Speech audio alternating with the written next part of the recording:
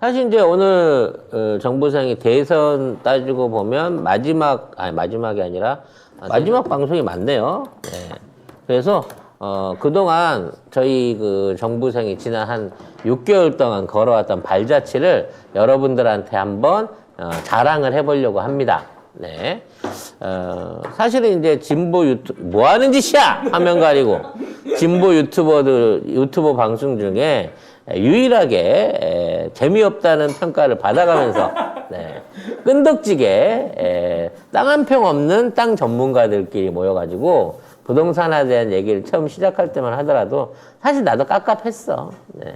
누가 들어줄래나 라는 걱정 때문에 고민을 많이 했었습니다만 그래도 많은 분들이 저희 방송 지켜주셨고요. 저희 방송의 가치를 인정해 주시고 또 우리가 또 나름 이 분야 안에서 상당한 어떤 그 성과들을 이뤄냈다고 자평하고 싶은 그런 방송이었거든요.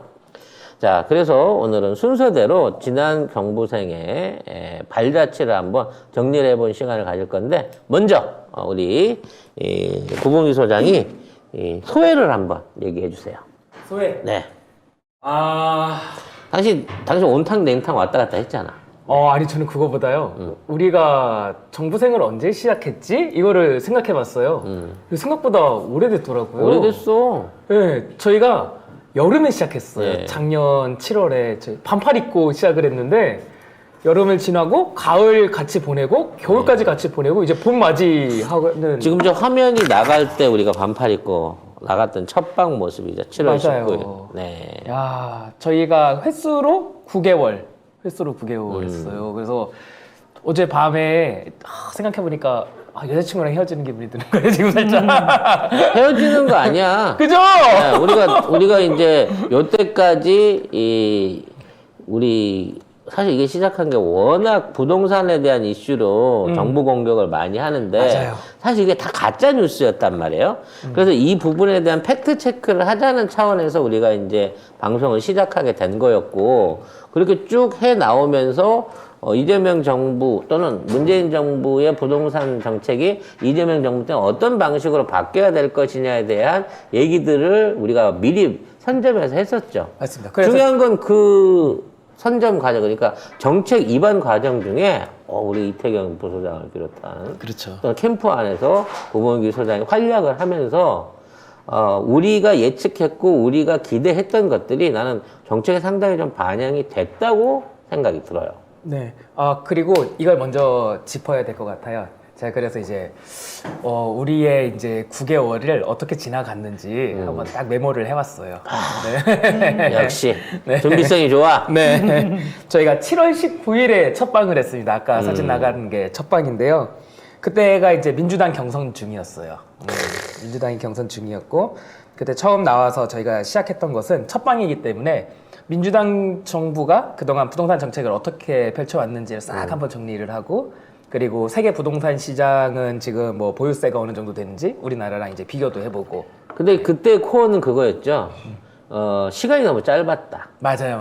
왜냐면 박근혜가 쌓아놓은 똥, 엄청난 그 대출 증가를 통해서 만들어진 과소비, 과공급들, 그 유동성들을 억제하기 위해서 어쩔 수 없이 대출 규제 정책을 필 수밖에 없었고 네. 그 대출 규제 정책이 정착되는 데까지 3년이 걸렸고 네. 그리고 권력 측면에서도 행정부 권력만 잡았지 의회 권력을 잡지 못해가지고서 종합부동산세 같은 경우도 정부에서는 이제 세제 더 올릴 겁니다라고 했는데 그게 국회에서 발목이 잡혀서 3년이 잡혀 있어서 네, 맞아요. 4년 차에 겨우 부동산 보유세 관련된 법안을 만들어냈기 때문에 사실상 성과를 단기에 내기에는 시간이 부족했었다라는 평가를 저희가 여러분들한테 해드렸었죠. 네, 맞아요. 그렇게 하고 나서 이제 8월에 들어서는 임대차 3법에 대한 공격이 계속해서 들어오기 시작했었어요. 그때. 네.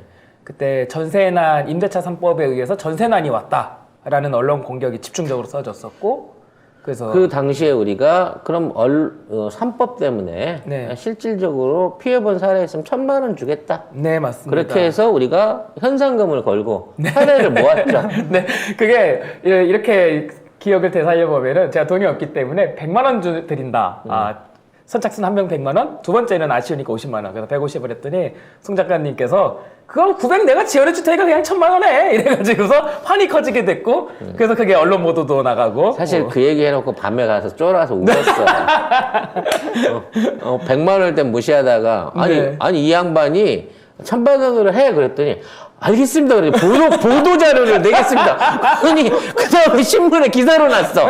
이제 1000만 원을 걸고 부동산 상법 관련해서 피해 사례 모집을 합니다라고 대문짝만하게 신문에 난 거예요. 그것도 한겨레까지 났습니다. 그게 그래서 나는 야 이제 1000만 원 털렸구나라고 생각을 했지. 네, 하지만 저희가 이겼죠. 실제로 실증 증거는 없었고 실증을 제시한 제 그거를 되돌아보면은 임대차 3법에 대한 부당한 공격에서 가장 최전선에서 싸운 곳이 저희지 않나. 그걸 확실하게. 문제는 이제 이러한 우리 같은 무명 용사의 공을 아무도 몰라준다는 거지 지금도. 네. 그래도 우리 시청자분들이 알아주실 것 같아요. 그리고 이제 8월부터 이제 시작을 하게 된 게 나쁜 뉴스 뿌셔뿌셔도 또 시작을 그렇죠. 했어요. 네. 가짜 뉴스가 너무 많아가지고서 막 뉴스 가져와가지고서 그것들 이제 쳐내는 것들 하고 했는데 그때 저희가 알게 된 것이 기자들이 야마를 하나씩 잡고 이번 주는 이걸로 하자 이렇게 옮겨간다는 거죠 거의. 예. 그리고 부동산 관련된 기사는 정말 뭐랄까 검증 없이 대충 쓴다는 거. 맞습니다. 네. 그리고 커뮤니티 글 그냥 긁어오고 심지어는 자기 지역 구도 틀리고 맞습니다. 일베나 이런 데 올라온 것을 끌어다 쓰기도 하고 네, 월급이 250만 원인데 25억짜리 아파트 두 채를 장만했다가 종부세를 뭐 몇천만 원을 맞았다 뭐 이런 가짜 뉴스 같은 맞습니다. 정말 현실적으로 존재하지 않는 뉴스들을 만들어서 뿌리는데 여기에 대한 팩트 체크라고 비난을 하는 사람들은 없더라는 거죠. 맞습니다. 말도 안 되는 상황적인 현실만을 보고 그거를 가지고 그냥 무조건 분노하는 거야. 맞습니다. 그래서 그 했던 거 저도 기억에 남았었던 게 전세가 사라지고 월세로 전환된다고 하면서 뭐 역대급으로 월세가 많아졌다라고 해서 제가 시계열로 엑셀로 쫙 뽑아와가지고 기억하실 거예요. 사실은 이렇게 월세가 많았던 적이 이전에도 있었다라고 논증을 했었던 게 있는데 이게 송작가 TV가 참 좋은 게 방송을 준비하면서 데이터를 만들게 되니까 그걸 제가 블로그에 그냥 올려놔 버리니까 이게 팩트 체크 하시는 분들 연락 주셔가지고 써도 되냐고 마음껏 갖다 쓰시라고. 그래서 사실 저희 방송을 통해서 만들어진 팩트들이나 그래프들, 자료들, 방송 일부가 다른 쪽에 인연된 사례들이 알게 모르게 많습니다. 그리고 기자분들이 잘 보고 있다고. 네. 그리고 특히 이제 저희가 주장했던 게 우리 이태경 소장님이 꾸준하게 주장했던 게 부동산의 가격에 영향을 미치는 거는 수요 공급이 아니고 대출금리다. 그리고 이 대출 금리의 변동에 따라서 만들어진 지금의 유동성은 무조건 꺾어진다. 2021년도 그 8, 9월 달부터 우리가 그 얘기를 한 거예요. 네, 맞습니다. 지금부터 이 기세 꺾어져가지고 네. 가격 하락 추세로 간다라고 꾸준하게 주장을 했는데 그게 이제 현실로 일어났었죠. 맞습니다. 그리고 8월부터 여기서 얘기를 해야 되는데 저희가 7월 19일 첫방할 때가 민주당 경선중이라고 했잖아요. 저희들이 민주당 경선 후보들의 부동산 정책을 다 비교했어요. 그랬었죠. 네. 사실 이제 그때 이재명 후보의 정책을 봤을 때 이거 굉장히 세다. 그렇죠. 라고 얘기를 했었고 나머지 쪽은 정책이 뭐 그닥 변화가 없는 것 같다. 그냥 지금 이대로 정책 아니냐라는 비난을 했는데 사실 이제 그 부동산 정책만으로만 보더라도 이재명 후보가 대선 후보가 돼야 된다. 예비 후보에 대선 후보가 돼야 된다라는 주장이 있었는데 됐어요. 맞아요. 그리고 이제 되고 난 다음에는 물론 이제 그 전부터 이태영 소장님이나 두 분은 연관성이 있었지만 그저 캠프 쪽하고 소통하면서 정책 보조를 좀 해 나갔는데 중간에 이제 되려 예비 후보 때보다 부동산 정책이 좀 뒤로 물러선 거 아니냐라는 이제 비판을 우리들이 또 일부 하기도 했었죠. 맞습니다. 네, 우리가 이제 가장 먼저 얘기했던 보유세에 관련된 그 유예 조치 이거 지금 꼭 해야 되는 거냐? 양도세. 예, 양도세 관련된 유예 조치 이거 꼭 해야 되는 거냐라는 얘기들을 했는데 결과적으로는 이제 그 퇴로를 줘야 된다. 맞습니다. 라는 측면에서 필요한 정책이었다라고 이제 지정을 했었고 그 이후에 그 대장동이라고 하는 큰 건이 오, 지금 9월 초 맞습니다. 딱 바로 메모를 해왔습니다. 우리가 대장동 그 팩트에 대한 네. 사실상의 가장 선도적인 네. 그 자료들을 맞습니다. 여러분들한테 제공을 했었죠. 8월에 저희가 민주당 후보들 다 그렇게 부동산 정책을 소개를 드리고 9월로 넘어오면서 이제 말 그대로 대장동 사태죠. 사태가 터져서 온 대한민국 이슈가 대장동으로 몰려갔을 때 저희가 대장동 관련해서 특집을 했습니다. 예. 2주 연속으로 특집을 그렇죠. 했어요. 예. 뭐 결론은 그거예요. 2000년도부터 20년 동안 민간 개발이 진행돼 왔지만 그 민간 개발을 통해 갖고 지자체가 환수를 했던 예는 사실상 유일무이하다. 지금 맞습니다. 성남이. 그리고 환수 금액 차원에서도 나머지 20년 동안 있었던 모든 환수 금액을 다 합친 것의 3배다. 맞습니다. 라는 얘기까지 해드렸죠. 그리고 이 방송에서 제가 최초로 조지려면 하나은행을 조져야 된다. 네, 그 얘기를 라고. 들었습니다. 근데 아직도 못 조지고 있어. 9월 달부터 모든 뿌리는 하나은행에 있다. 라고 네. 얘기하는데 아직도 못 조지고 있죠. 검찰이 안 하고 있는 거죠. 네. 그 부분에선 저희가 진짜 선도적으로 쳤었던 네, 것 맞습니다. 같아요. 네. 결과적으로 우리가 나중에 수사 과정에 개입이라고 좀 그렇고 참여를 좀 해야 되지 않을까. 네. 우리 같이 먼저 하나은행 연결고리 찾아내고 대기업 연결고리 찾아내고 부산저축은행 사건하고의 연관성 찾아내고 했던 게 또 우리 아니겠습니까? 맞습니다. 예. 그리고 그 중에도 빼놓지 않고 또 저쪽 당에 윤석열이랑 홍준표 후보 그 경선이 이제 9월 달에 있어가지고 네. 그때 부동산 공약 점검하고 그리고 10월 10일에 민주당 경선이 끝났어요. 과반 득표를 하면서 이재명 후보로 결정이 된 게 10월 10일. 그렇게 되고 11월이 넘어오니까 드디어 때가 되면 돌아오는 봄이 되면 제비가 오듯이 이제 연말이니까 종부세 가짜 뉴스가 그렇죠. 미친 듯이 쏟아져가지고 그것들을 이제 미친 듯이 해명을 하면서 그리고 이제 한편으로는 어떤 작업이 있었냐면요.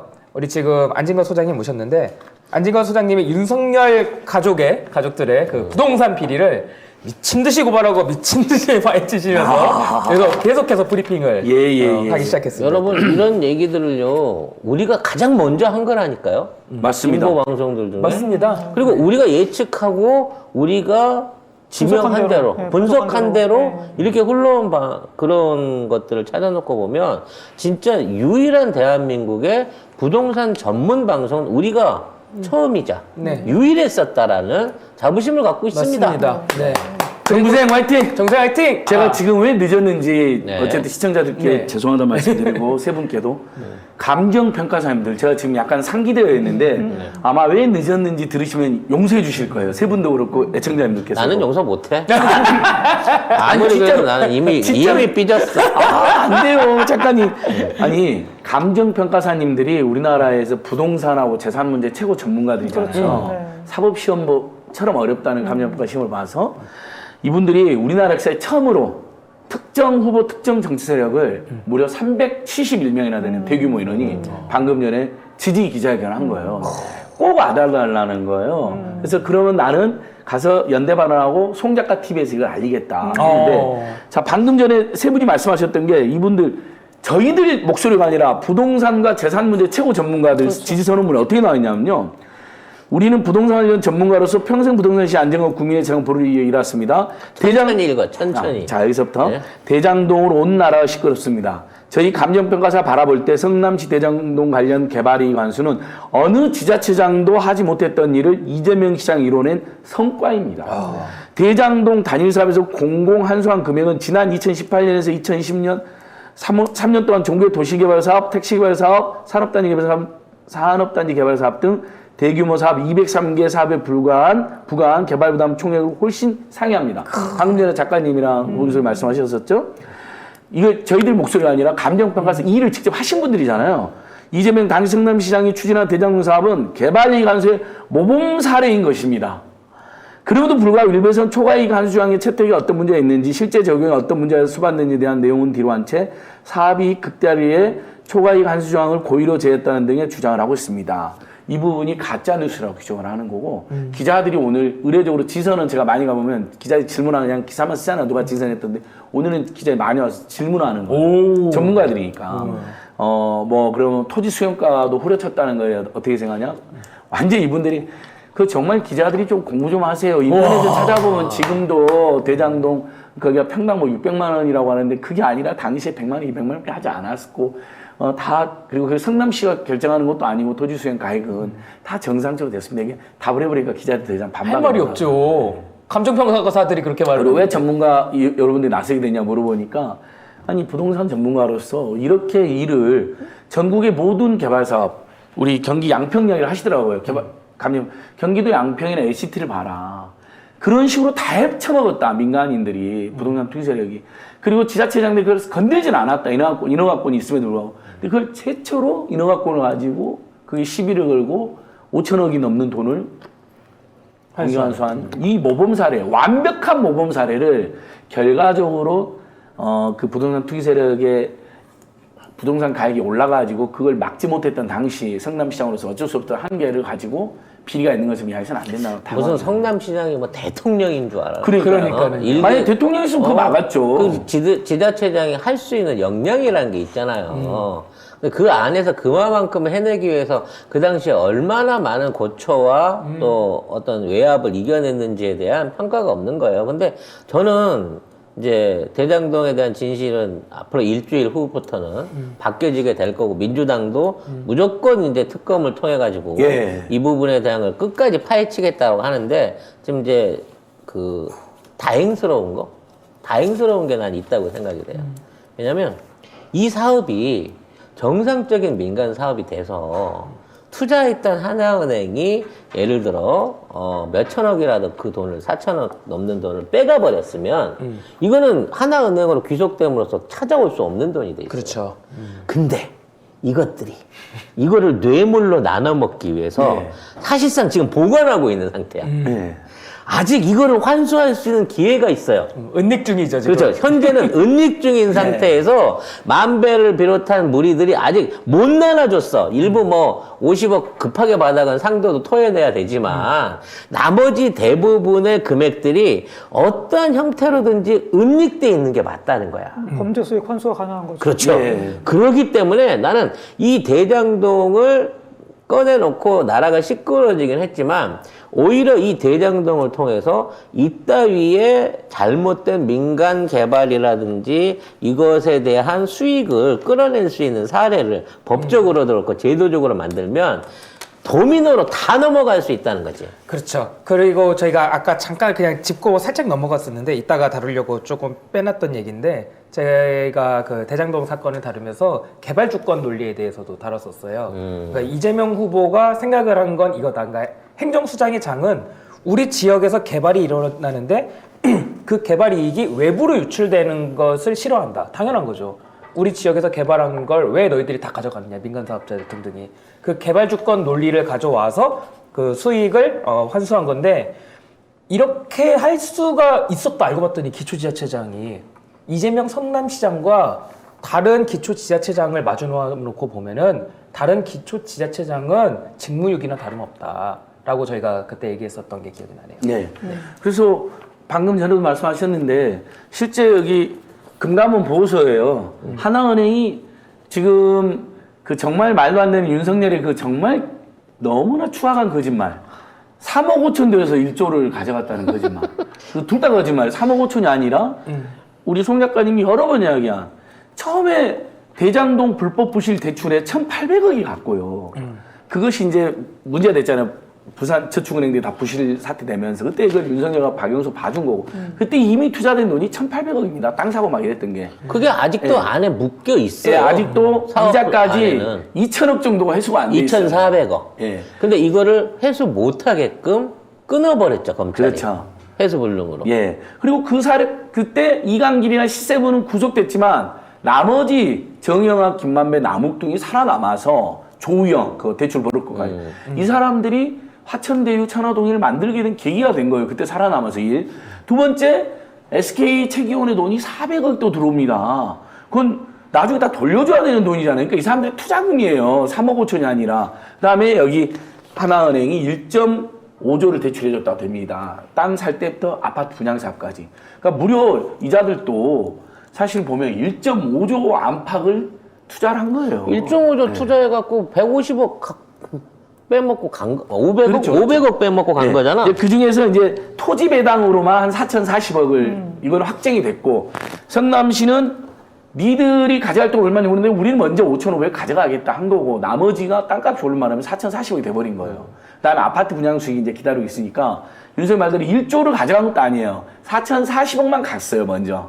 나머지 아파트 분양 소득은 지금도 발생하고 있고, 그 부분에 대해서는 송 작가님 말한 것처럼 불법 비리이기 때문에 그 전에 간 4,040억에서도 그 전액 환수는 어려울 거라는 전망이 많아요. 왜냐하면 어쨌든 이자들이 썼으니까. 합법의 외항으로 사업을 한 건 사실이니까. 그렇죠. 네. 일부는 땅값이 오른 만큼의 차익을 가져갈 거예요. 근데 불법 뇌물 주고 비리 저지른 거, 요 부분에 대해서 최대한 환수를 할 거고 아마 법정가가 막 있는데. 과징금, 벌금 예. 때려가지고 탈탈 털어야지. 맞습니다. 맞습니다. 성렬이하고 이제 네. 계집도 다시 뺏어야지. 그럼요. 결과적으로. 그래서 그러면 이 하나은행에서 이제 문제가 되는 화천대유 계획 때 문제가 되는 대장동 그놈은 누구이냐? 자꾸 그분이 아니라 그놈이라고 그래야겠죠.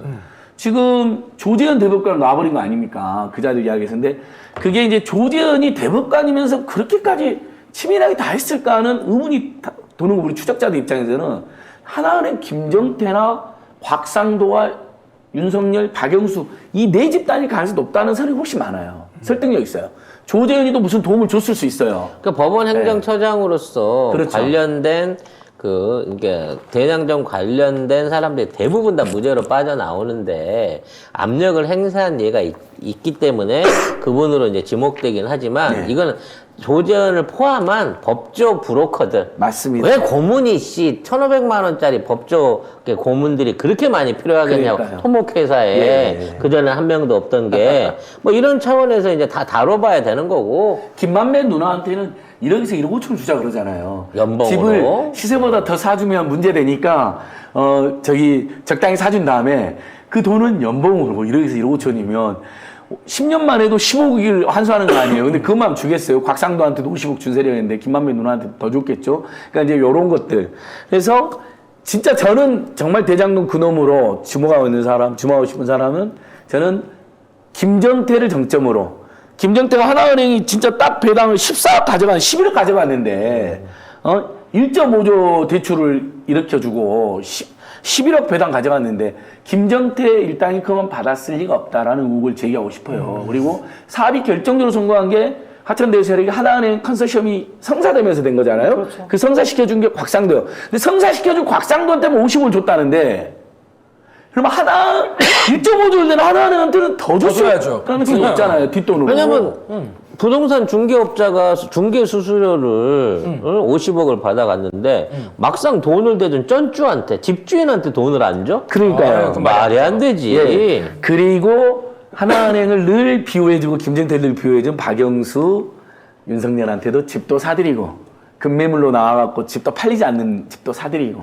박영수한테도 수십억을 주기로 하고. 이게 박영수가 이제 뒤통수를 치긴 했지만 사실 이 사업이 시작될 쯤에는 박근혜를 비롯한, 왜냐면 이제 요즘 최근에 나오고 있는 게 대장동 사업 관련해가지고 원희룡이가 개발 환수 이익에 대한 법안을 또 발의를 했다고 하잖아요. 네, 반대하는 네. 법이죠. 그러니까. 그런 것들을 찾아놓고 보면 그 당시 정권 핵심에 있던 애들이 전부 다 참여를 한 거고, 왜 거기 장부 땅이 16만 평 있으며 옛날에 비타500 땅도 있었고 나경원 땅도 있고 하겠어요? 장기적으로 그쪽에 있는 집단들이 아주 거기를 딸딸딸 갈아엎어 먹으려고 했던 거고, 심지어 지자체장 하나를 청와대에서 잘라라 우병우까지 예. 가서가지고 할 수 있을 정도 된다고 하면, 정말 이재명 시장이라고 하는 사람이 성남에 없었으면 그 성남 땅, 분당, 성남 이쪽 지역은 지금 아주 부동산 투기가 복마전이 돼 있을 거예요. 아주. 네, 지금. 어마어마한 국민의힘 세력들과 그의 법조인들의 꿀단지, 화수분이 돼 있을 거예요.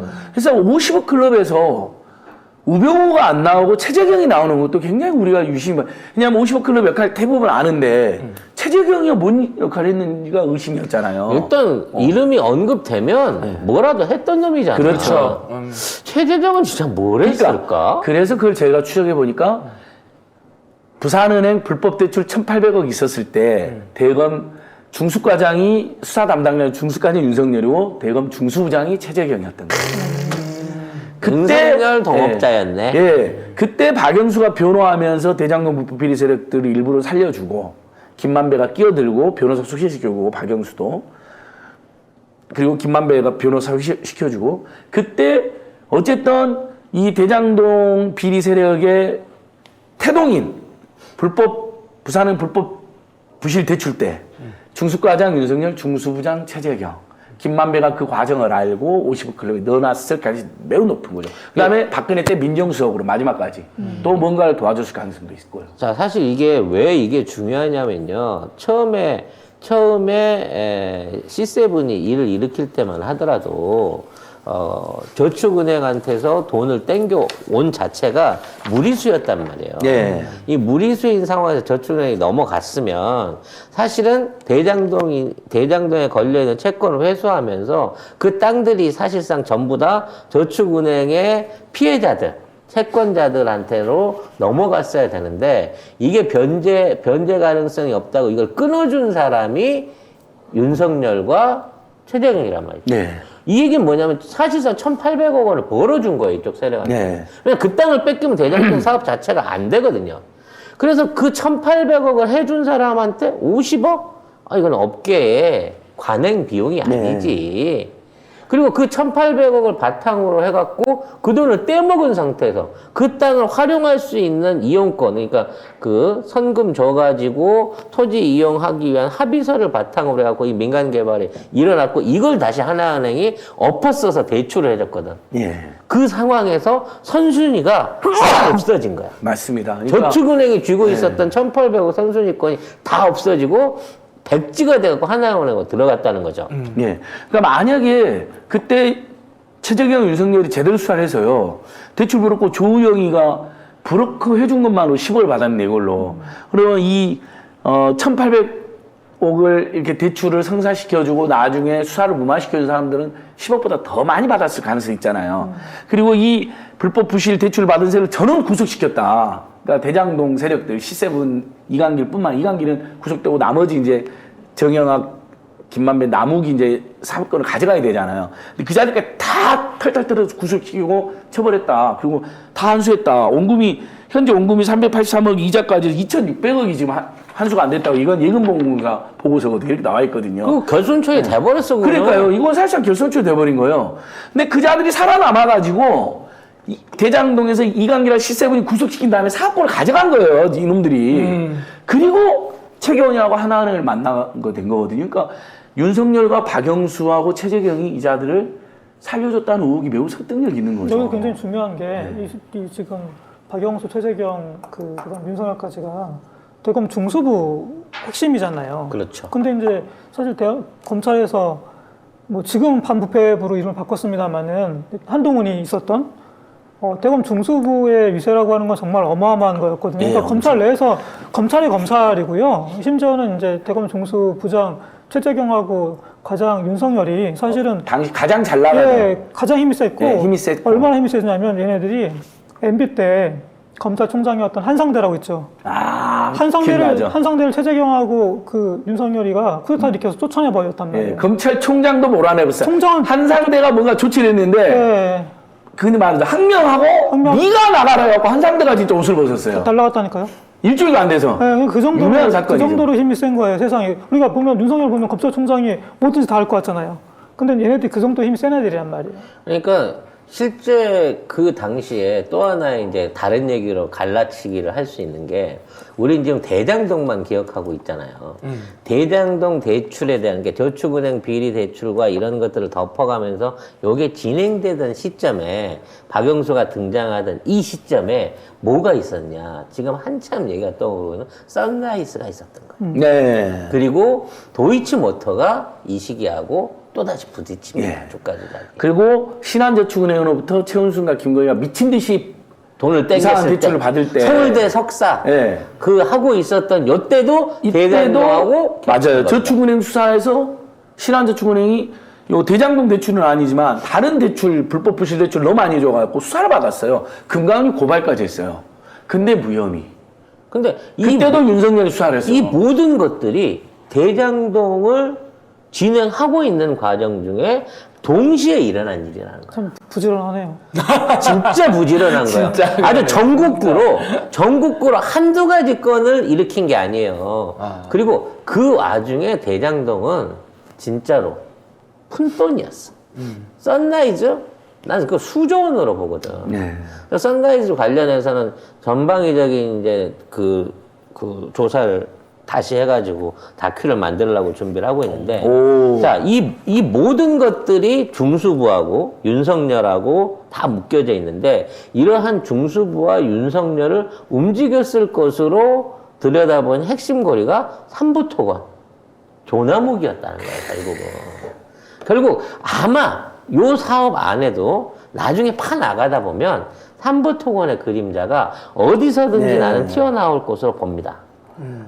또한 이제 김건희 최은순 비리를 종합하면요, 조남욱하고 무정스님, 윤석열, 그 다음에 신한저축은행, 그 다음에 도이치모터스, 이걸 뺄 수가 없어요. 그렇죠. 뭐 일단 뭐 최은순과 김건희가 대장동까지 뭐 손댄 흔적은 우리가 지금 뚜렷하지 않으니까 차치하고, 분명한 것은 조남욱 일당, 재벌, 그 다음에 무당을 대표해서 무정스님과 건진법사, 그 다음에 정치검찰 대표에서 탐욕검찰 대표에서 양재택과 윤석열, 그 다음에 도이치모터스에 정말 무슨 관계길래 권오수는 20년간, 김건희도 20년간 특수관계라고 인정을 했는데 권오수가 일방적으로 김건희한테 돈을 벌게 해줍니다. 주가 조작까지 해주면서 이정필도 소개시켜주고, 그 다음에 명동 사채 돈도 끌어왔다. 최모 씨, 우리가 제보받은 거.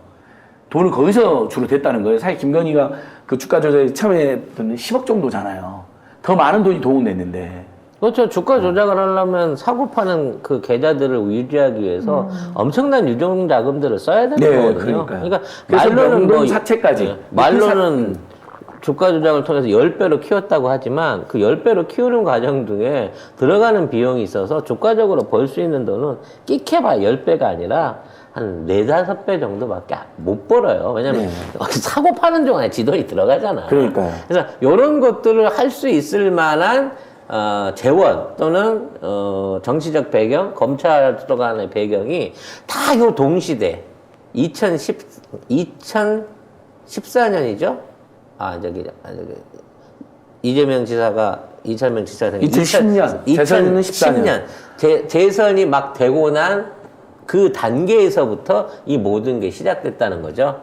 그러니까 요즘은 이제 계속해갖고 다른 사건들이 부딪혀 올라오면서 이제는 이제 꼬리에 꼬리를 물면서 지금 강원대 황하영 사장부터 시작해가지고 신천지부터 시작해서 그 안에 무정스님 그리고 그와 연결돼서 윤석열과 두 사람의 첫 83년도 만남까지 지금 전부 다 지금 괴를 이렇게 짜갖고 가고 있거든요.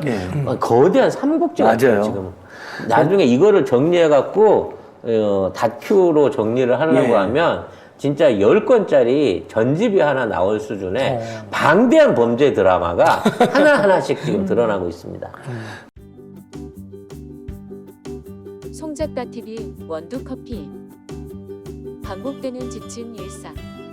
매일 아침이 기다려지는 깊은 맛과 기분 좋은 커피 한 개.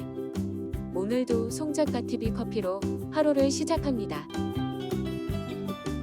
송작가TV가 직접 선별한 5종류의 원두는 주문 후 로스팅을 원칙으로 여러분께 가장 신선한 원두를 보내드립니다. 식을수록 상큼하고 깔끔한 하이드 블렌드. 구수한 단맛으로 여운이 느껴지는 에티오피아 일가체프. 부드러운 초콜릿 끝맛을 느낄 수 있는 콜롬비아 수프리모. 고소한 맛의 브라질 싱글 오리진. 3가지 원두를 로스팅하여 산미가 느껴지지 않는 송작가TV 초이스 원두까지. 네이버에서 송작가TV몰을 검색해보세요.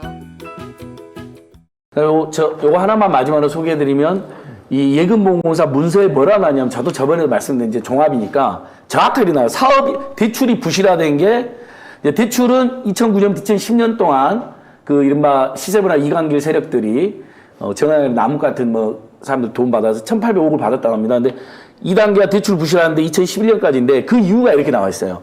성남시가 차주사의 개발 사업 제한을 그러니까 대장동 또 비리 세력들의 개발 사업 제한을 수용하지 않고 공영 방식의 개발 사업을 추진을 결정함에 따라 차주사 사업 좌초. 그러니까 명확히 이재명과 성남시가 이 불법 부동산 투기 세력들의 사업을 반대한 거예요. 그래서 이자들이 꺾인 거예요.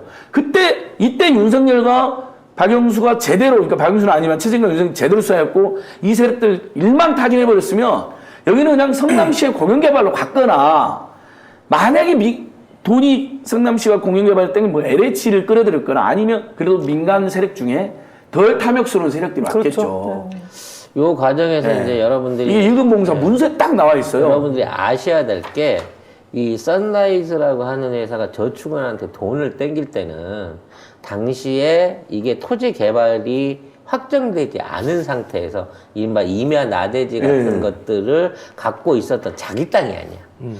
남의 땅에 있는 사람들한테 동의서를 받은 거예요. 동의서를 받아서 그 동의서를 가지고 담보로 놓은 거거든.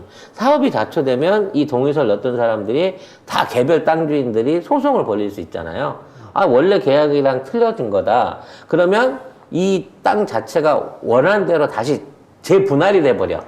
어찌됐거나. 그런 상황에서 이제 채무 관계를 놓고 저축은행하고 소송이 붙게 된단 말이에요. 이러면 10년 지나도 이거 정리 안 돼요. 개발 사업 자체가 안 됩니다. 그러니까 이 사업권을 그대로 유지시켜서 선라이즈가 아니라 그 C7에서 예. 화천대유로 넘어가기 위해서 이 1,800억의 부채를 저축은행한테 포기를 시키게 만드는 과정에 최재경과 윤석열의 역할이 컸다는 거죠. 그렇죠. 그 브로커들과 그 연계된 잔존 집단을 봐주고, 그 다음에 뭐 환수는 했다고 하지만 결과적으로는 오랫동안 환수를 제대로 안 해갖고, 1,800 중에 383억이 환수를 못 한 거예요. 그다음 이자까지 해서 아까 말씀드린 2,600억을 환수를 못 한 거예요. 이자들이 살아남은 거죠. 살아남아서 그리고 사업권을 이어받아서 계속해서 성남시 공영개발을 못하게 로비를 하고 압박을 하고 방해를 하고 막 그 주민들도 막 동원하고 그래서 어쩔 수 없이 반감반민이 된 거예요. 그래서 아마 그 시기 때 요 사업을 하면서 장모가 16만 평을 산 거예요, 성남에다가. 도촌동. 도촌동에다가. 그러니까 또 성남이라는 게 그게 참 예. 저도 신기했어요. 그러니까 결과적으로 윤석열이 어떠한 방식으로든 카르텔을 안 갖고 있었으면 장모가 뭘 믿고 거기다 사겠어? 차라리 양평에다 사지. 그러게요. 원래 생활은 양평하고 남양주거든요.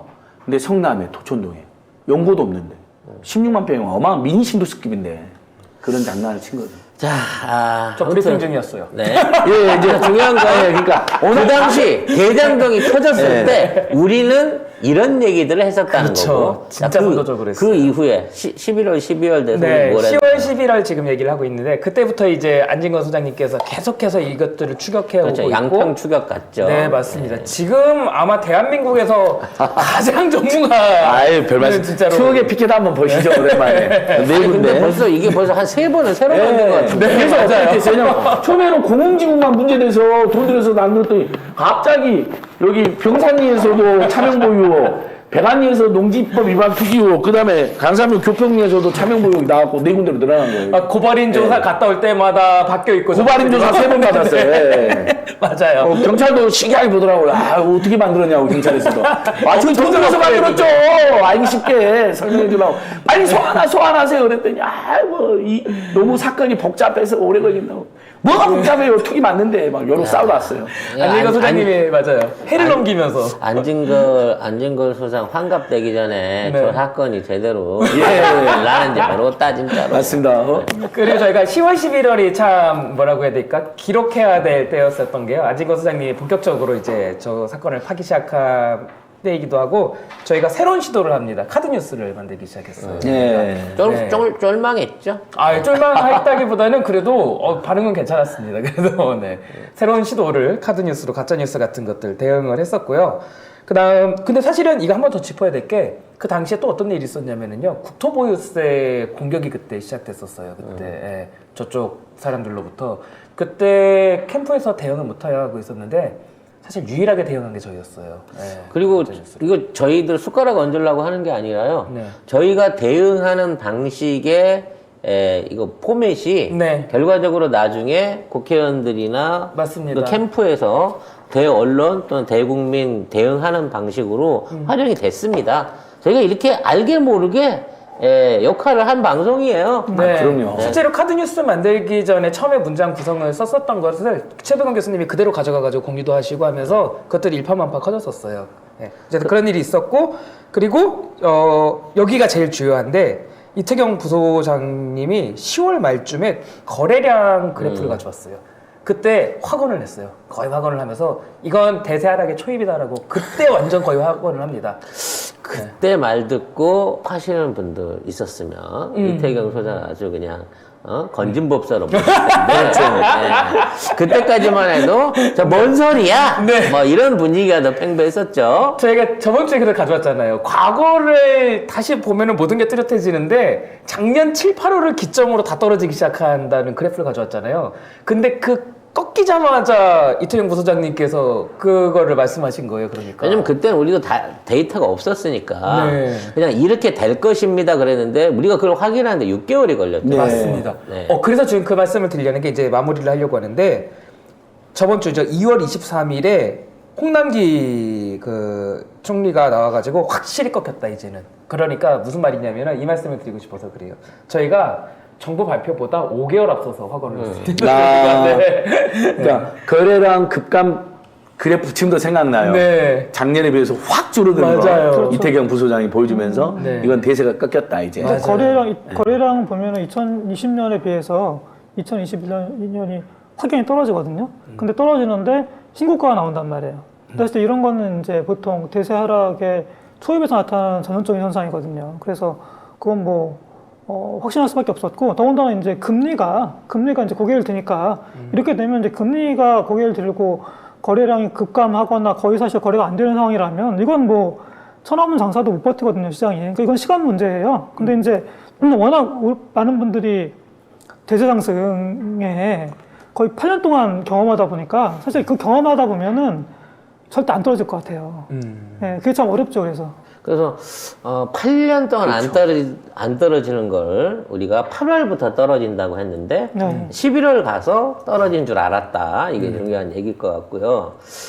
사실 이제 이러한 그 대선 후보로 나오고 난 후에, 그러니까 이재명 후보와 윤석열 후보를 놓고 우리가 부동산 정책에 관한 얘기를 해보려고 했으나 사실 윤석열은 정책이 없었죠. 네. 말도 안 되는 억지 얘기를 했기 때문에 종합부동산세를 지방세로 편입시켜버리겠다라는 말도 안 되는 말을 하면서. 그렇죠. 재산세로 편입시켜버리면 강남 송파만 계속 부자 되는 거죠. 그렇죠. 나머지 지역들은 100% 그래서 사실 이제 그 부분에 더 가난해지고. 대한 그 조금 전문적인 논쟁을 못했던 게, 그러니까 그 우리 민주당 후보끼리 나눌 때는 뭐 이낙연 정책, 이재명 정책 나눠서 맞아요. 하면서 비교 우위할 수가 있었는데 재밌었어요, 그거. 저쪽은 아예 이번에 부동산 정책에 대한 거를 안 내놓고 모든 게 폐지잖아.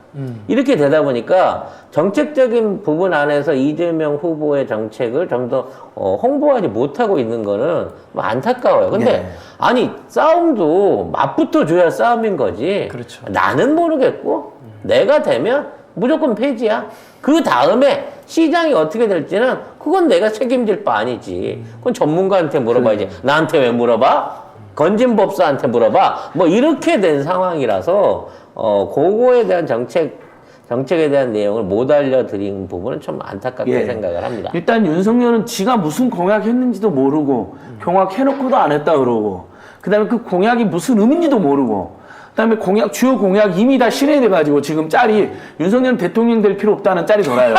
왜냐하면 공약한 게 다 이미 이행이 됐어. 저기 빙하타운 둘리기 때문에. 심지어 2년 후면 된다는 네. 구직 앱부터 그러니까요. 시작해가지고 이미 다 하니까 대통령 할 필요가 없지. 이미 다 되고 있는데. 정부의 뭐 IT 전산화 등등, 네. 종합소득세 뭐 팩스 발급까지 이미 모든 공약을 다 이뤄내신 분이기 때문에 그러니까요. 예, 이 사람은 그냥 퇴임해도 되는 상황입니다. 예. 본인 집값도 모르고 종부세도 몰라. 아무리 사람들이 물어보고 따져도.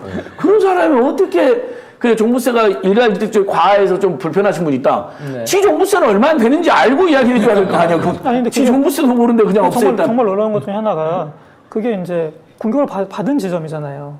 그러면 아니 모를 수 있는데 공격을 나중에 받았으면 알아갖고 오죠, 그럼 보통은. 보통 사람은 그러면 알아보잖아요. 그렇죠. 근데 이 사람은 보면은 그 다음번에, 야, 안 지난번에 그래요. 물어봤으니까 이번 안 물어보겠다고 했습니까? 안 그래서 그러니까 제가 드는 생각은 이게 진짜 정말 기괴한 사람이다. 예. 그러니까 얼마나 이게 사실은 주권자들 우습게 보면 예. 다 언론이 알아서 하겠지, 검찰이 알아서 하겠지, 법원이 알아서 하겠지. 사실 이런 마음인 거잖아요. 그러니까 난 그러니까. 그것도 알고 싶지도 않아 이런 거거든요. 그러니까 이렇게 주권자를 능멸을 하는 거죠. 근데 진짜 이번 선거는 비가역적으로 미래로 나아가느냐 아니면 과거로 회귀하느냐 같아요 정말. 그러니까 좀 상식이 있고 나는 오히려 이게 기득권, 게 예를 들어 윤석열을 뽑아야 내 주식이 오른다, 내 집값이 오른다, 뭐 이렇게 생각하고 찍을 수는 있어.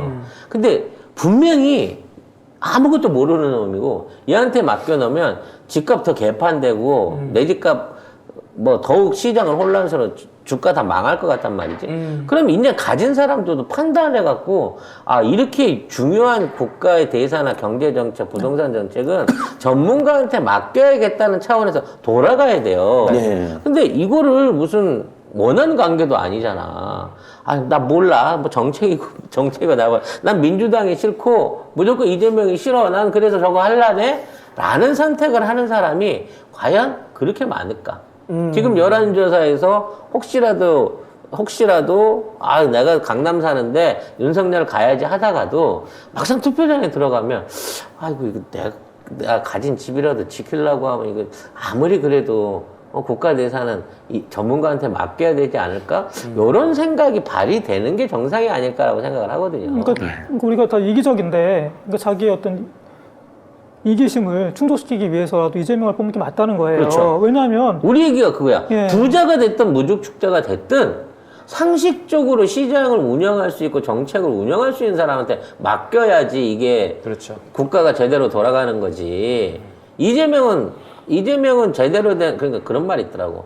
이재명을 뽑으면 이재명이 힘들지만 유명한 윤석열을 말이네. 뽑으면 온 국민이 힘들어진다는 거 아니야. 그러니까 지금 상황이 여러분 잘 보셔야 될 게 글로벌 경제 상황이 되게 녹록지가 않아요. 그러니까 지금 뭐 우크라이나 사태뿐만이 아니라 굉장히 급격하게 지금 긴축으로 돌아가지 않습니까? 또 하나의 위기야, 또 예, 하나의 그러면 위기. 지금 사실은 우리가 눈에 안 보여서 그렇지 굉장히 큰 쓰나미가 몰려오고 있는 거예요. 근데 이걸 그러면 어떻게 극복할 거냐?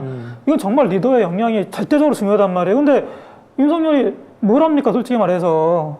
지금 사실 올해 대외적인 변수는 코로나 시즌보다 더 나빠요. 그렇죠. 지금 공급망을 비롯한 사실 유럽 경제가 무너지게 되면 도미노로 영국, 우리까지도 전부 다 영향을 미칠 수 있는 상황들이 벌어지고 있고 지금 중국의 경제나 일본의 경제도 심상치 않고 네. 러시아 내부 붕괴 얘기가 그러니까 벌써 지금 나오고 이 있는 시점이에요. 러시아 우크라이나 전쟁이 굉장히 이게 그러니까 불확실성 어디로 세계 튈지 경제. 모르겠어요, 사실 이게. 맞아요. 네, 걱정이 정말로. 돼요. 그래서 이게 진짜 핵을 쏴버린다든지 그러니까 푸틴이 이상해가지고 그렇죠? 아니면 러시아가 그런가? 내부 붕괴를 일으킨다든지 뭐 어떤 결론이 나든지 이 후유증이 만만치 않을 것 같거든요.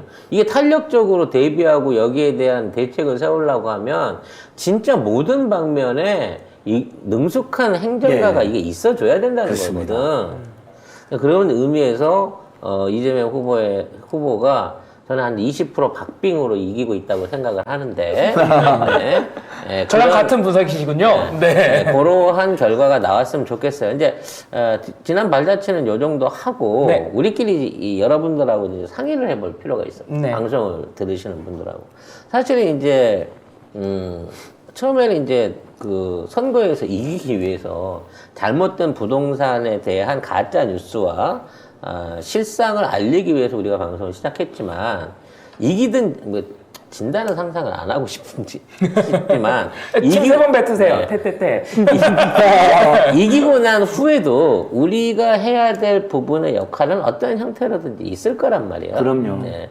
그러면 새로운 이재명 정부의 발전을 위해서 지금의 각자의 포맷 안에 본인들이 하고 있는 포맷 안에서 네. 자, 새 정부 안에서는 뭘 해보고 싶다. 또는 뭐에 대한 의견 제시나 뭐 현장 조사가 필요하다. 또는 정책적인 부분 안에서 어떤 부분을 점검하고 얘기를 해야 된다는 개인적인 어떤 목표가 있을 것 같아요. 예. 나도 있지만 그 부분을 한번 들어보고 예. 싶어요. 저부터 말씀드리면 저는 이제 우리가 선거에서 이기기 위해서 이재명 후보도 실용적으로 또 여러 가지 중도 유연한 정책을 많이 내놨습니다. 그래서 그동안 부동산 정책 전문가들이나 주거권 운동회원분들 입장에서는 서운한 대목도 있거든요. 그렇죠. 네, 다만 지금 워낙 부동산 민심이 안 좋고 최악이기 때문에 예를 들면 당위적으로 이렇게 해야 된다, 종부세를 올려야 된다, 뭐 부동산 투기 소득을 환수하기 위해서 양도세도 뭐 그대로 유지해야 된다, 뭐 이렇게 접근할 수가 없는 상황이잖아요. 뭐 지극히 옳은 말인데 그렇게 하면 너무 위험하죠. 예, 재건축 재개발 규제도 오히려 더 강화해야 된다. 그리고 그렇게 한 속에서 공공임대주택 엄청 늘려야 된다. 이런 이야기만 할 수가 없는 상황이 돼버린 거예요. 왜냐하면 어쨌든 실소유자라든지 집 없는 서민들 청년 입장에서는 문재인 정부의 정책이 부동산 가격을 폭등시켰고 우리가 더 골탕을 먹었다고 생각하는데 거기다가 문재인 정부 정책을 계승해서 더 세게 하겠습니다. 그렇죠. 주거정의 부동산정 신화했습니다. 우리 정부생은 그렇게 할 수 있어요. 후보는 그럴 수가 없는 상황이어서 몇 가지 후퇴도 있고 논란이 있는 거거든요. 저는 충분히 이해가 되고요. 그렇지만 이제 실제 이제 집권하면 약속한 대로 집을 살려고 하는 사람들이 예를 들면 뭐 생애 첫 주택이면 90%까지 대출도 해주고 위험하지 않게 저는 해줘야 된다고 약속했으니까. 그래서 공급도 늘리고 다만 이제 5년 또 앞으로 우리가 더 계속 집권하면 그 와중에도 저는 사실 우리 국민들이 질 좋은 공공임대주택에서 20년 또는 평생 쫓겨나지 않는다 그러면 집 안 사고 글이 들어오고 나중에 여기를 분양받을 수도 있다 그러면 더더욱이나 들어오실 것 같거든요. 그래서 그래도 정책의 초점은 공급도 분양주택 공급도 늘리시고 작은 돈으로 집을 집을 살려고 하는 분들은 우리 다양한 옵션이 있었잖아요. 뭐 지분을 서서히 사들어가는 것도 있었고 지분 적립형. 나중에 임대에서 분양 받는 것도 있었고 여러 가지 있었는데 그것들을 여러 형태를 주되 저는 그래도 나는 집 살 생각 없어. 쫓겨나지만 않게 살면 그만이지 깨끗한 데서 그런 사람들 위해서 저는 질 좋은 그다음에 직장이나 주거 접근성이 좋은 직주 접근성이라고 하잖아요. 그런 곳에 공공임대주택. 또 크게 지을 필요도 없다 요즘에는. 사람들이 환경 문제나 에너지 전략에 관심이 많게 좀 작은 형태, 크고 작은 형태의 공공임대주택을 대폭 늘리는 건 여전히 저희가 계속 밀어붙여야 된다. 그러니까 이제 너무 장황하니까 정리를 하자면 예, 짧게. 집을 갖고 싶다는 사람한테는 예. 여러 가지 방법이 있는 거예요. 그렇죠. 안 돼. 너는 20대니까 넌 돈이 없는 사람 못 가져가 아니라 50년 할부로라도 내가 갖겠다고 하면 주는 거고. 예. 내가 월급이 300만 원인데 내가 200만 원을 할부금하고 이자를 내는 한이 있어도 나 빚으로라도 집이 사고 싶어 라는 사람한테는 그렇게라도 가지겠다는 사람한테는 할 수 있는 기회는 주자는 거야. 맞습니다. 근데 난 그렇게 무리하게 살고 싶지 않고 안 쫓겨나가고 적당한 지역에서 임대를 20년 살고 싶어. 또 그 선택에 그렇죠. 대한 걸 주겠다는 거예요. 무조건 이게 정책이니까 이걸로만 갑니다. 예. 임대로만 갑니다. 무조건 뭐 공공주택 이게 아니고 원하는 대로 다 네가 원하는 대로 해줄게. 다만 네가 어떤 형태를 취하든 이제 앞으로 주택을 통한 불로소득 없고 그리고 네가 선택한 거를 하다가 빚에 못 이겨갖고 이 집을 반환할 때는 임대료도 갈 수 있고 예. 아니면 뭐 맞습니다. 중장기로도 갈 수 있고 지분형으로도 갈 수 있게끔 모든 부분 안에 서비스를 나는 다 해줄게 라고 하는 토탈 부동산 정책을 이재명 정부는 해줄 수 있을 거라고 기대한다. 맞습니다. 네. 정리하는 사람이 생각이 똑같아요. 그리고 임대주택도 너무 전세형으로 원하는 분은 전세형으로, 그럼. 월세형으로 하면 월세형으로, 전월세 혼합하겠다는 분은 혼합해서 누구나 그러니까 선택 옵션을 여러 가지 주는 거예요. 분양주택 구입에서부터 임대주택 임대료 납부 방식까지 다양한 옵션을 줘서 2030 세대나 4050 중에 무주택 서민들이 야 이제 이 정도면 살만하다. 단 집으로 투기하는 시대는 이제 막자. 끝내야죠. 주식하자고 주식시장으로 하자고요. 이 사람이 주식에 관심이 있는 거 아니야? 자, 요건 그렇고. 네. 자, 그러면 우리 이태용 소장 앞으로 이제 어떤 정책들을 점검하고 우리가 꾸준하게 지켜봐야 된다. 뭐 개인적으로 그러니까 생각하시는 저가 거. 생각하는 건 뭐 이재명 후보가 워낙 영민한 사람이고 그다음에 이제 사람들의 굉장히 비루하기까지 한 욕망, 굉장히 다양한 욕망을 너무 잘하는 사람이에요. 그래서 거기에 동물적으로 파악을 해서 반응하는 사람이거든요. 그러니까 사실 우리가 역대 봐왔던 어떤 민주진영의 리더랑 다른 사람입니다. 그러니까 당위에 매몰되지 않는 사람이고, 그래서 그런 너무 잘할 거라고 생각을 하고, 저는 이제 제가 생각하는 거는 이게 시장이 만약에 지금은 뭐 이미 제가 보기엔 대사락이 초입인데 여기서 외부에 굉장한 쇼크가 온다고 하면 사실 부동산 시장이 굉장히 경착륙할 수도 있어요. 근데 사실은 이게 부동산 시장은 연착륙이 없거든요. 떨어지면 푹 떨어지고 오르면 푹 오르고 연착륙 한 적은 한 번도 없습니다. 그러니까 윤석열 이거는 같은 자가 되면 예. 그런 폭등이나 폭락이 있을 거예요. 매니지먼트가 안 되죠. 잘못하면 그래서 관리가 안 이제, 되니까. 그래서 이제 중요한 거는 근데 이제 이재명 후보가 그 얘기도 했거든요. 아 이거 크게 빠질 수 있고 그래서 이거 만약에 떨어지게 되면 토지나 주택을 매입하는 받쳐주는 그런 이제 공사 예. 설립도 얘기를 했어요. 그래서 저는 주택 이제 전매공사라 그랬나요? 네, 이름이? 예, 토지주택 매입공사 예, 그렇죠. 같이 주택 매입공사. 예, 근데 이제 그런 존재의 필요성을 이미 후보가 알고 있어서 저는 이제 그런 거 굉장히 우리가 주목해야 된다 생각을 합니다. 왜냐하면 이게 바닥을 좀 받쳐줘야 되거든요. 떨어질 때는 그래야 사람들이 이제 패닉이 않는 사람으로 잡혀서 저는 그거 굉장히 주목해야 된다고 봅니다. 뭐 오케이. 저도 비슷한 말씀을 쭉 드려왔던 게 어차피 정부 재정에 관여하지 않으면 지금 있는 상태에서 대출 깡통으로 가는 사람들 또 깡통 전세 차는 사람들 또는 뭐 자기 집 살다가 형편 어려워서 임대로 옮겨야 될 사람들 이 많은 사람들의 문제를 방치하고 시장에 맡겨버리면 하나도 못 건지고 알거지 된단 말이에요. 맞습니다. 네. 그러니까 내가 살던 집 내놓고 내가 거기서 임대를 가서 살아도 최소한 쫓겨나는 일은 막을 수 있는 은행이 결국은 압류해가지고 경매 쳐갖고 돈 있는 애들이 60% 50% 가격에 그 주택 도로 사갖고 도로 비싸게 되팔고 고가로 임대 내게 만드는 지금의 구조하고 다른 정부 간섭이 필요하다고 하면 엄청난 재정권을 발휘할 수 있는 방금 말한 공사 같은 형태의 정책들이 필요한데 자, 이것들을 얼마나 잘 만들어갈 수 있을 거냐는 거죠. 자꾸 쟤네들이 물어보잖아. 뭔 재정으로 그거 할 거냐고. 어차피 맞습니다. 60조밖에 돌릴 수 있는 우리 1년에 예산적 60조밖에 돌렸을 데가 없는데 뭘로 할 거냐고 하는데 니들은 못하지만 이재명 후보라고 하면 이재명 대통령이라고 하면 어디서든지 그 파냅니다. 그다음 그럼요. 네. 어디서든지 찾아내고 빌려내고 그렇죠. 어디서 빌려오든 삥을 뜯든 삥 뜯다고 표현하면 안 되네. 돌려서 삥은 안 되죠. 막든 어떻게든 그걸 해낼 수 있는 진짜 아까 얘기한 대로 모든 문제에 대해서 동물적으로 반응할 수 네. 있는 행정가는 네. 이재명 뿐이기 때문에 네. 그러한 정책들을 우리가 홍보하고 밀어야겠다는 생각이 드네요. 그러니까 예를 들면 성남 시민병원, 성남 FC 시민구단 다 자초했잖아요. 그 이재명이 해냈잖아요. 그럼요. 네. 성남시 예산만 원 못 내니까 네. 이런 기업 협찬도 받고 어떤 네. 식으로 해내는 거예요.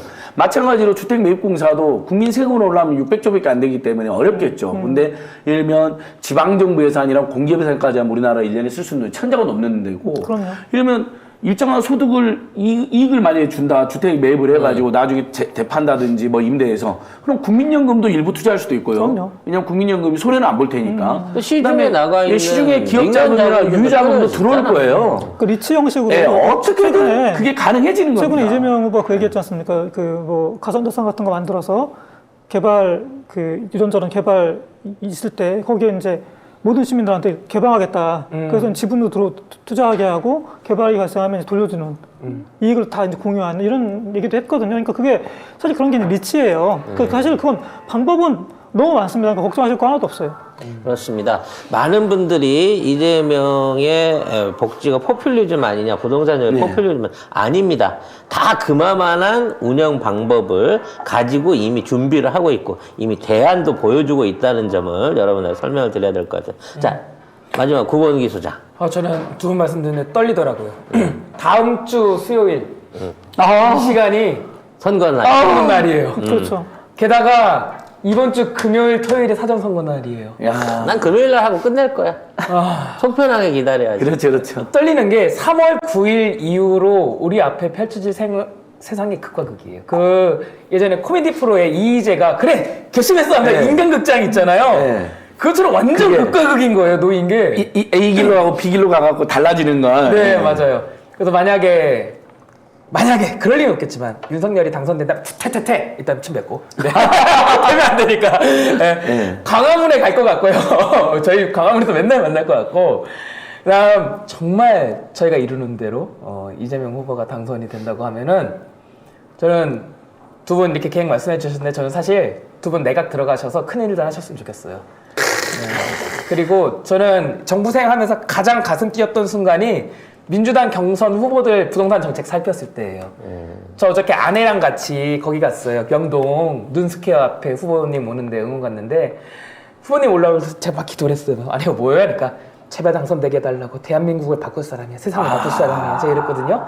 정말 가슴 뛰는 정책들 가지고 있고요. 저는 이 사람이 꼭 돼야 된다고 생각을 하기 때문에 꼭 되고 그리고 두 분은 큰일들 뒤에서 계속 하고 계셨으니까 내각에 꼭 참여하셨으면 좋겠고 저는 저대로 계획이 있습니다. 그것은 제가 다음 주쯤에 송 작가님께 말씀을 드리도록 하겠습니다. 저의 계획은. 네. 아무튼 이제 앞으로 마지막으로 향후 일정 말씀드리고 정리를 하자면 네. 일단 선거 결과는 봐야 됩니다. 맞습니다. 보고 난 다음에 아마 1, 2주 정도는 각자 방금 말씀드린 대로 해야 될 일에 대한 변수들에 저는 늘 방송을 하는 사람이기 때문에 저는 여기를 지키고 있겠지만 자 우리 소중했던 우리 스태프들 우리 패널들은 뭔가 이제 새로운 일 좀 더 큰 일 좀 더 실용적인 일을 하기 위해서 옮길 수도 있는 입장이라 무조건 계속 정부 생활 합니다라고 말하기는 쉽지 않습니다. 그렇죠. 네. 좀 저희도 좀 정비 좀 해서 정비할 시간이 있거든요. 지금 우리 송작가 TV가 지금 구독자가 12만 명 넘었는데 아무튼 우리 송작가 TV 20만 먼저 넘게 해야 돼요. 근데 최근에 김성수 TV하고 뭐 콜라보도 하나 했는데 되게 보기 좋았고요. 그 옛날 90년대 노래. 그다음에 오늘 정부생도 지금도 6천 명 넘게 봐주고 계세요. 사실 제가 하다 보면 지루할 수도 있는 방송인데 재미는 없죠. 그만큼 네, 어떤 반성을 하세요. 여러분이 재미가 없는 건 뭐냐면 본인 멘트에 취해가지고 듣는 사람이 뭔 얘기를 들었는지를 기억을 못하게 만들기 때문에 내가 정리를 하고 있는 거야. 가끔 이런 거 나오면 좋아하세요. 잊지 말자 박덕금, 다시 보자 박덕금. 이것도 계속 하고 있어요. 기억나시죠? 당군 이래 최대 부동산 투기 개발 비리 이해충돌 세력 잊지 않고 있습니다. 그리고 할 말 네. 있습니다. 저희 오늘 잠깐 이제 정부생 이제 대선까지 일단 달리자라고 해놓고 나서 다음 주가 이제 선거라서 오늘이 대선 전 이제 마지막 방송이라서 저희가 선물을 준비했습니다. 그냥 올 수 네. 없어서 까요 까 올려놓고 이거를 우리 이 시청자분들하고 같이 이 오늘 대선 승리를 미리 자축하면서 네. 네, 한번 보이시나요 이거? 이거 쏟아질 것 같은데? 야, 우리 예. 우리 저기 그 탑 카메라 한번 써주세요. 오, 여기 송작가 위에 카메라 TV. 있어. 송작가 야, 멋있다.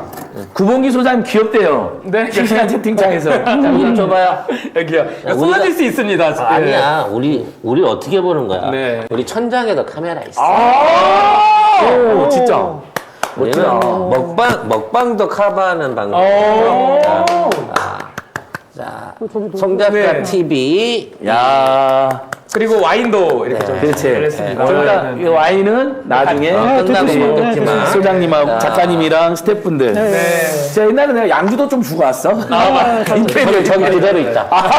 그 지난 6개월 동안 같이 해왔던 9개월입니다, 저희. 9개월 동안 같이 해왔던 예. 여러분들 정말 감사드리고요. 대선 승리 이후에 이 방송이 어떤 형태로든지 다시 명목을 이어나가서 그때는 실제 우리가 꿈꿔왔던 예. 정책들과 이런 그 정부 현안에 대한 여러 가지 다양한 내용들을 진짜 그 주고받을 수 있는 부동산을 뛰어넘은 정부 정책을 맞습니다. 홍보하고 또 거기에 대한 감수나 비평 이런 것들을 할 수 있는 방송으로 전환할 수 있기를 한 달에 한 기대합니다. 번이라도 일단 모여보는 그럼요. 의미가 있을 거 아니에요. 네. 그 특집으로 이달의 이재명 정부의 정책 그렇죠. 저기 홍보할 공부하고 비판할 거 비판도 좋네요. 하면서 그래서 그런 방향으로 갈 수 있게 되려고 하면 일단 이기고 봐야 되지 않겠습니까? 맞습니다. 무조건 맞습니다. 한 표 차라도 이겨야 돼. 한 표 차라. 무조건. 그래서 그런 각오를 다지는 마음으로 여러분과 함께 오늘 방송의 정부생의 마지막 피날레를 장식하도록 하겠습니다. 그동안 함께해 주신 우리 패널 여러분 감사드리고요. 아유, 감사했습니다. 정말 우리 애청자 여러분 고맙습니다. 네. 고맙습니다. 즐거웠어요. 들어주신 시청자 여러분께도 감사 인사를 드립니다. 우리 그동안 미미했지만 나름 최선을 다했고 예. 소리 없이 기여한 방송이었다고 자부하면서 우리 박수 치면서 오늘 방송 끝내겠습니다. 여러분 감사합니다. 고맙습니다. 감사합니다. 고맙습니다. 네, 수고하셨습니다. 고맙습니다. 고맙습니다. 얼굴에 손대지 말라고. 티켓 해가지고.